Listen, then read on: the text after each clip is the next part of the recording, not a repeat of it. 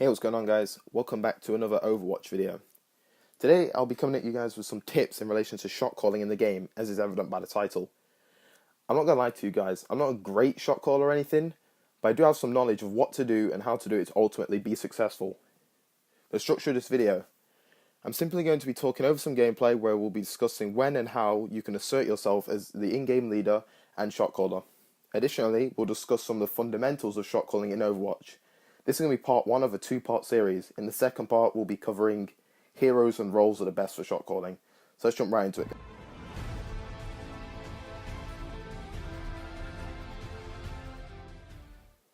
Number one suggestion for being a shot caller: take the initiative right from the start. I play in too many games where no one is speaking to begin with, and that's not a problem necessarily. Some people are just shy. I know I am.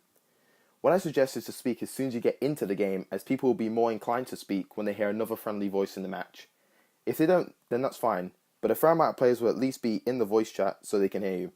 There's no other tips I can give in relation to this topic, however. It's just a matter of coming out your comfort zone and putting your voice forward, because without that, you can't be a very good shot caller. There is a little grey area for the next part of this topic though. As someone who wants to be the shot caller for the team, you need to be assertive, ensure your points are heard and are getting across to the other players. The problem is, it's very easy to cross the line and sound aggressive or hostile. I know I cross this line quite often, actually. The best I can suggest for avoiding this is to always be leading the team, but to be open to other suggestions. It'll help you all grow as players, teammates, and leaders. So notes for this: don't challenge your team, be open to suggestions, take the initiative from the very beginning, and be assertive.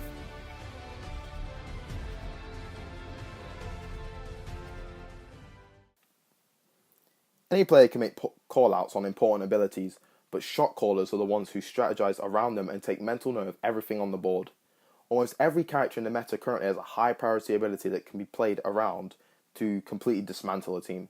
Mei, Tracer, and Reaper spring to mind as heroes with high priority abilities: Ice Block, Recall, and Wraith Form respectively.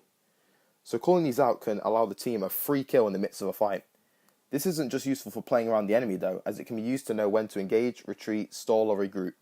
Lucio Amp, Moira Orb, and Ana Nade can give your team a huge advantage when going into a fight with these abilities rather than without them. So it's incredibly important to understand what your team has and what the enemies need so that you can play around them with this knowledge. This topic is fairly straightforward. It comes with an understanding of the game and its current metas to know when and how to communicate abilities of importance. So this mostly comes down to experience.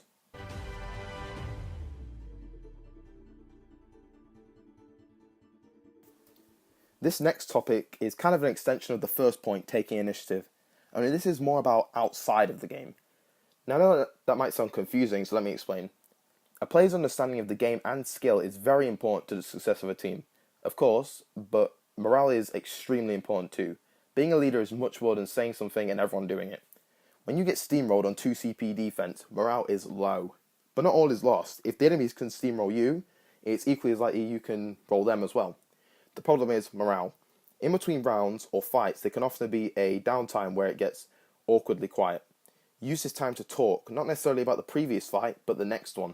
Simply approach the team casually during downtime to keep them vocal and not silent, because if they are silent, they'll leave voice chat, and probably eventually the game as well. Ask them how they'll approach it. Ask them if they'll assist you on a flank or a certain strategy you want to pull off, and anything to keep the team talking really, because the moment they get silent, it's going to stay like that. So remember, the team that tilts first is the one that loses, and that's a fact. So, write it down. And also, you want to be managing the comms when you're a leader. Maybe a team is being too vocal instead of not talking at all. A leader will step forward, take charge. Remember, there can't be 6 leaders. Everyone can call out and make suggestions on strategies, but there's only really needs to be 1 or 2 definitively calling the strats, the ones calling the shots. Otherwise, the team can be too fragmented, and you may as well be playing quick play at that point.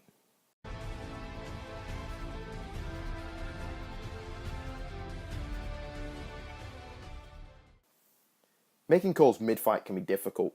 One annoying tendency players have at my rank of the game is Genji left side, Tracer right side. This isn't an issue if your team is together and looking at things from the same perspective, which most of the time they will be, but learning some call-outs can be extremely effective. It's not like you need to go online, find a comprehensive guide and learn every call-out for every map, but some important ones can help based on what things look like. This issue isn't incredibly detrimental, but it would be useful to know some of it as it would expand your own knowledge and everyone on your team more importantly. Something that's a bit more important, which can tie into the topic of maintaining team morale, is making switch selections. If you learn into a control map as Reinhardt and the team fills with Wrecking Ball, Ana and Zenyatta, your backline is very vulnerable, especially when split up. So you might suggest, and that's the key word suggest, for Wrecking Ball to swap off to Zarya or D.Va who have better peel capabilities. Rather than saying Hammond, switch to Zarya, ask them more nicely, like, we could probably use some strong appeal for our supports. Hammond, are you able to play D.Va or Zarya to do that? There's no harm in asking. So if they say no, it's whatever. Don't flame and curse. Just play around what the team might have if they don't switch. So thanks for watching, everyone. I do hope you enjoyed this video.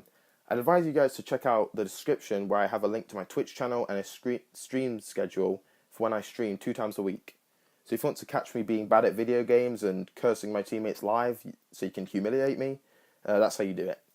I'd like to take a moment to thank all the positive comments I got on my recent Rainbow Six Siege video. Honestly, those comments have motivated me to start uploading more frequently, knowing that my videos are actually helpful to you guys, so thanks a lot for that.